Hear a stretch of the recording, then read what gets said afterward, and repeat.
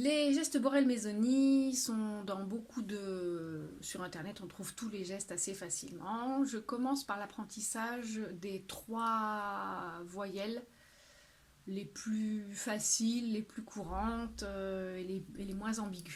Je commence par apprendre le A, le O et le I.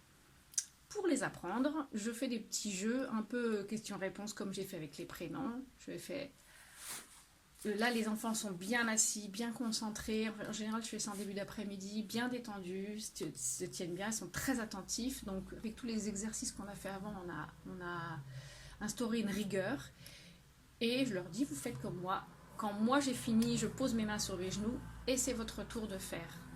Donc, je fais A, A, A. I, I, I. O, O, O. Alors, je ne vais pas si vite dans l'apprentissage. Au début, je ne fais que le A, par exemple. Je vais refaire A. A, A, A. A, A, A.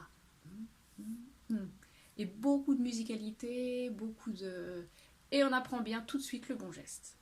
Le bon geste, c'est ça, ou on introduit le bon geste, c'est ça. Enfin, c'est vous qui définirez le geste que vous voulez, mais A, A, A. Et on fait bien coïncider le geste avec le son.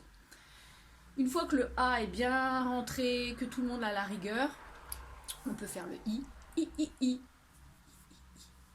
I, I, I. N'hésitez pas à vous amuser. I. Comme ça, toujours la joie et le plaisir d'être ensemble, de faire les choses tous ensemble, font que la mémoire s'imprime mieux. Oh. Etc. Une fois qu'ils ont bien mémorisé les gestes, qu'ils ont bien les bons gestes, c'est pas ça, c'est vraiment ça. Vous dessinez, vous décidez d'un geste et après il faut vraiment de la rigueur pour que les différents gestes après puissent bien s'enchaîner. Une fois qu'ils ont bien mémorisé, qu'ils ont bien compris le jeu, on peut mélanger, on peut faire A, A, I, A, O, O, etc.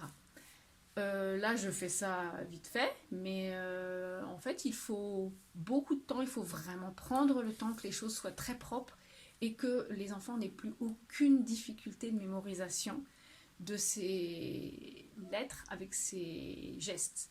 Et il faut bien faire longtemps des mélanges A, I, O, pour que en même temps, ils changent bien le geste avec le son. Et qu'il y ait un automatisme qui se crée à force de répéter, de trouver des situations qui font qu'on répète, on trouve plein de situations qui font qu'on répète. Ça devient une espèce d'automatisme. Et le corps fait un A, et l'oreille entend des A, et tout ça, ça fait un tout, et ça crée un espèce de réflexe en fait. Voilà pour l'apprentissage de ces 3 premières voyelles qui, moi, peuvent me prendre, je sais pas combien, 5 ou 6 séances. Ce qui va très très bien aussi, quand on a bien réussi à instaurer une rigueur, c'est de mettre un enfant à la place de l'enseignant ou juste à côté, et c'est lui qui pose ses mains sur ses genoux et qui fait un modèle. A, A, I. Et les enfants répètent derrière. Ça permet de...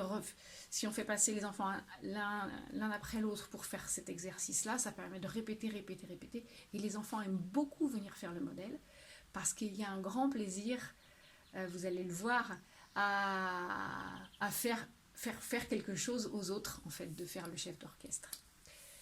Voilà.